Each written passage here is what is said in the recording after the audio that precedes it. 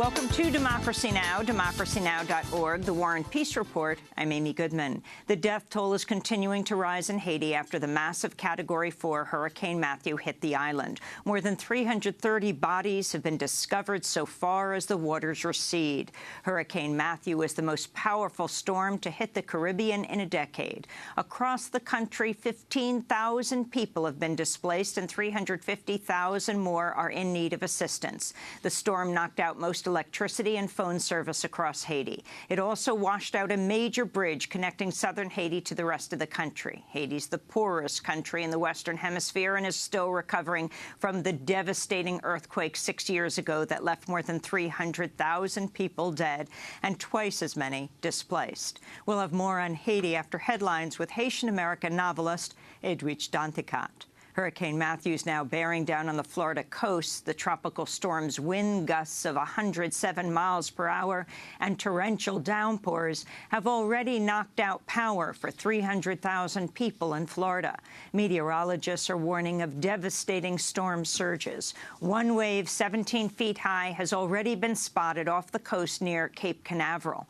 President Obama has declared a state of emergency for Florida, Georgia, and South Carolina. Florida Governor Rick Scott has activated the 3,500 members of the National Guard. Scott also urged residents living in mandatory evacuation zones to flee, warning, quote, "This storm could kill you."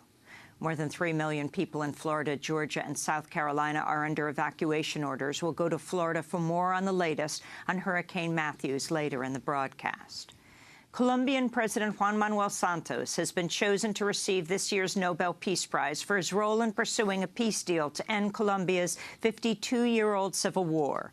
The move comes as a surprise after Colombians narrowly rejected the peace deal just this past Sunday in a nationwide referendum. FARC leader Timoleon Jimenez did not also win the Nobel Peace Prize. The conflict between the Colombian government and the FARC began in 1964 and has claimed some 220,000 lives. More than 5 million people are estimated to have been displaced.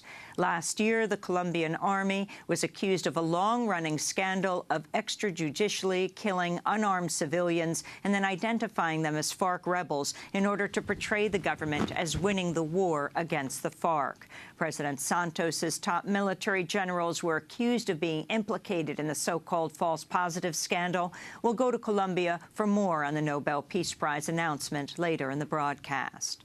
The United Nations Special Envoy for Syria, Staffan de Mistura, is warning the entirety of eastern Aleppo could be destroyed by Christmas if the ongoing bombing campaign by Russia and the Syrian government is not stopped.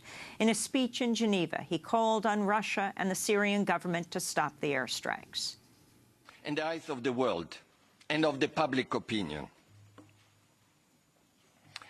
are you really ready to continue this type of level of fighting using that type of weapons and de facto destroy the whole city, eastern city of Aleppo, ancient city of Aleppo, with its own 275,000 people, for the sake of eliminating 1,000 al-Nusra fighters? Staffan de Mistura also said he'd personally accompany al-Nusra fighters out of Aleppo if that would end Russia and the Syrian government's bombing campaign, which he warned could become, quote, another Srebrenica, another Rwanda, unquote. The Italian Coast Guard says it rescued a staggering 11,000 refugees trying to make the deadly crossing from Libya into Europe this week alone, amidst the greatest refugee crisis since World War II. The Coast Guard says at least 50 people died in the crossing, including 20 who reportedly suffocated in the hold of a boat.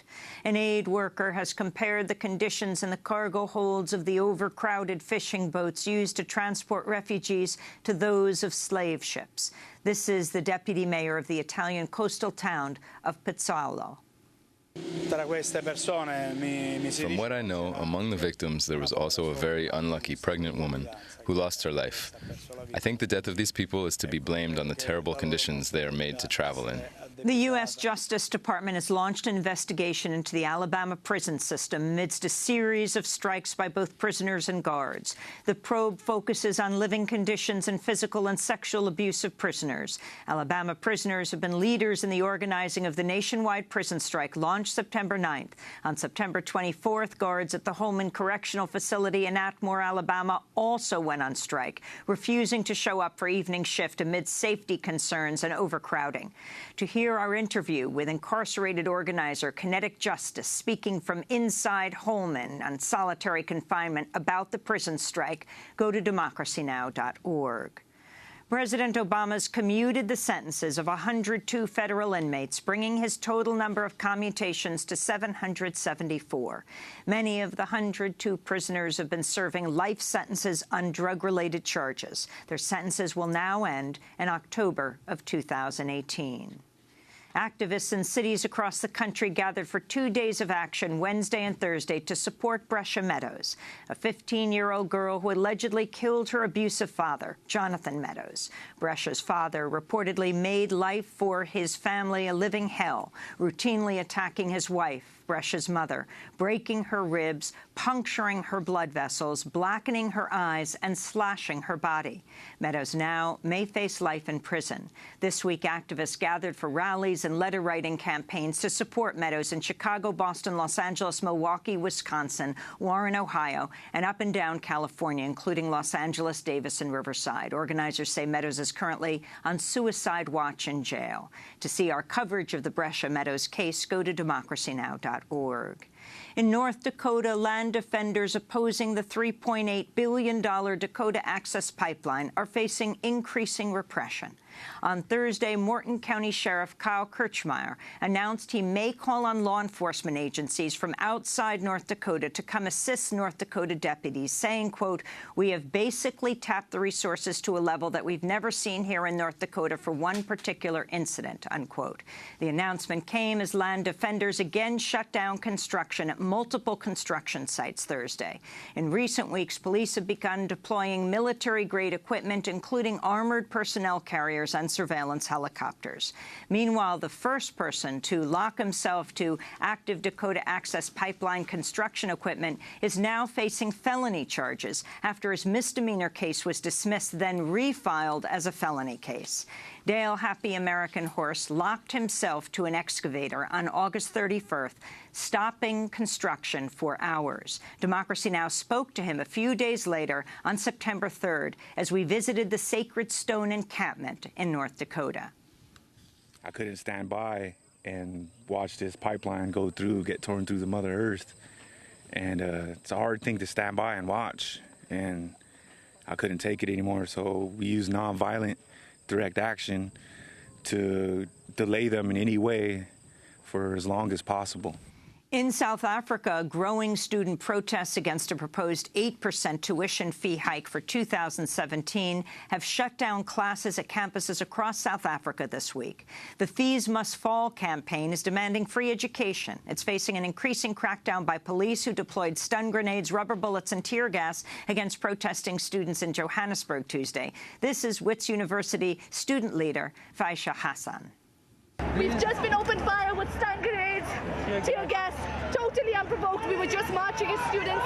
They've now trapped us in the small space. This comes as nationwide teachers' strike continues in Belize for a fifth day. On Thursday, the teachers' union held demonstrations in multiple cities. Teachers are demanding a 3% salary increase as well as anti-corruption measures and workplace safety. In news from the campaign trail, 1 in every 40 Americans will not be able to vote in November's presidential election as a result of state laws that prohibit people with felony convictions from voting, even after they've served their full sentences. The states in which the greatest percentage of people will not be able to vote are Florida, Mississippi, Kentucky, and Tennessee. In San Francisco, the Council on American Islamic Relations has filed a complaint against Southwest Airlines with the Transportation Department, calling for an investigation into whether the airline company is racially profiling Muslim Americans. This comes after recent University of California, Berkeley graduate Karoldine Makhzoumi was pulled off a Southwest Airline plane after another passenger complained about him speaking in Arabic on his cell phone. The passenger claimed he was using words related to an attack. In fact, he was using the word inshallah, which means God willing or hopefully, as is one of the most common words in the Arabic language. Makhzoumi is an Iraqi who's been living in the U.S. since 2010. He says he was pulled off the plane and then interrogated by police officers.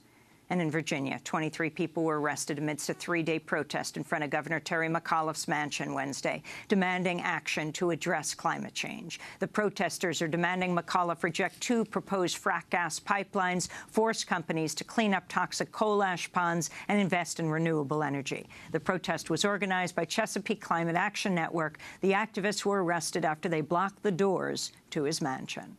And those are some of the headlines. This is Democracy Now!, democracynow.org, The War and Peace Report. I'm Amy Goodman. And I'm Juan Gonzalez. Welcome to all of our listeners and viewers around the country and around the world.